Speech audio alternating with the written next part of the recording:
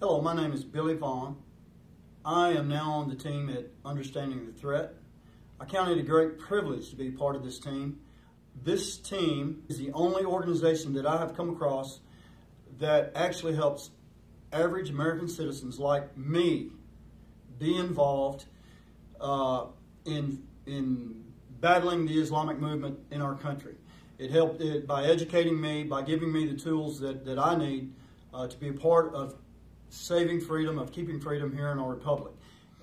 On August 6th of 2011, my son Aaron Vaughn was a member of SEAL Team 6 and was killed in Afghanistan in what is today the largest loss in the history of naval special warfare. In the aftermath, after Aaron and 29 other American warfighters' deaths, my wife and I began to find out things that were very troubling. Laying aside the cover-up that took place, we discovered many things that we wished that we had never learned. We had great faith in our military. We still have great faith in our military and our warfighters especially. The greatest warfighters the world has ever seen. But we learned that much of our senior military leadership had become compromised. And that even after being in a war against jihadis for 15 years, still failed to define the enemy. And in that process,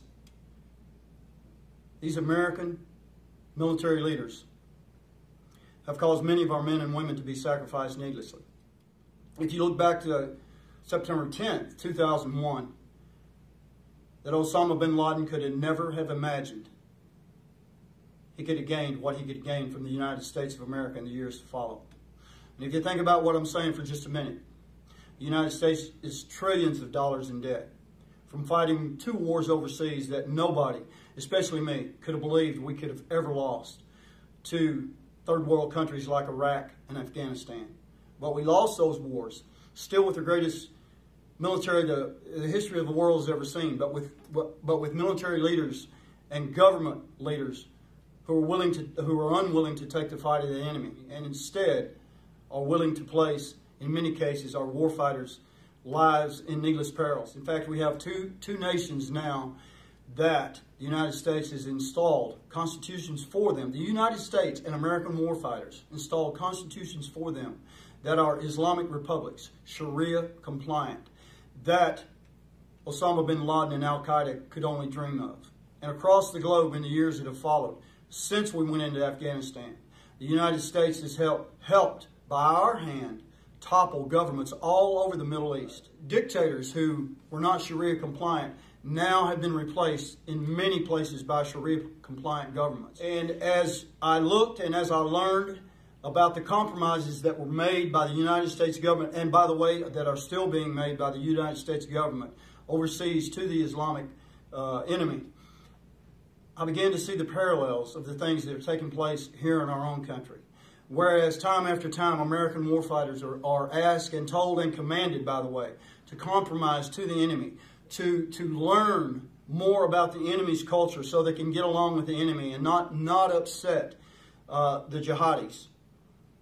And if you think about that for a moment, just think about the things that we go through in this country, how our government is constantly telling American citizens how we need to be more tolerant of the jihadis in this country and of the Islamic movement in this country, and how we need to compromise our freedoms and our American values. But as I began to see the parallels, nobody in the world could ever imagine we could lose those 2 wars.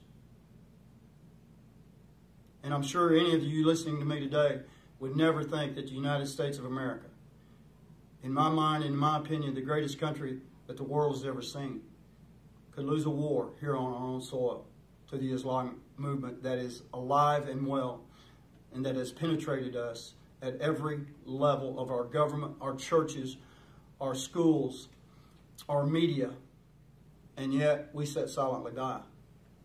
In most cases, because like me, we've not known what to do. Because our government tells us we're wrong, the media tells us we're wrong. Islam is a so-called peaceful religion. But that's not what Americans see. But I have been privileged to join this fight with Understanding the Threat, not for the sake of me, but for the sake of what my son fought for. And by the way, what 7,000 other Americans died for in Iraq and Afghanistan and continue to die still today. We cannot defeat an enemy we cannot identify, that we will not, that we refuse to identify. Understanding the threat has done and is doing an excellent job of identifying this enemy, of identifying the movement in our country, of identifying the dangers not just to our government, but to you, the American citizen, to your children, to your grandchildren, to those who will come behind us. And that's why I'm in this fight. For those who have gone before, for those who have left it all, and for my grandchildren, who I owe to them as much as is in me possible, to pray that God Almighty, and through every strength that I have, to ensure that they have the same country, the same republic, the same freedoms to enjoy in this country that I've been privileged to enjoy because of what others have given me. And I'll say it again. I'm privileged to be involved with understanding the threat. And if this fight is to be won, it will not be won by our federal government. It will be won by American citizens. And if you can remember with me for just a second, on September 11, 2001, in 3 brutal attacks by these same jihadists on the United States of America, a bloated, bureaucratic government, federal government, United States government, was unable to defend the American citizen, was unable to thwart these attacks. But on Flight 93, the 4th attack, which possibly could have been the worst of the day, was thwarted by American citizens who stood up and gave it all and left it all on the field and said, not on our watch. And if we are, by the grace of God, to win against this savage, brutal enemy, this cancer that is alive inside our republic and metastasizing and growing every day, while our federal government sits silent, it will be the American citizen who delivers victory to this republic again. I thank y'all very much for listening to me for a few minutes. And God bless the United States of America.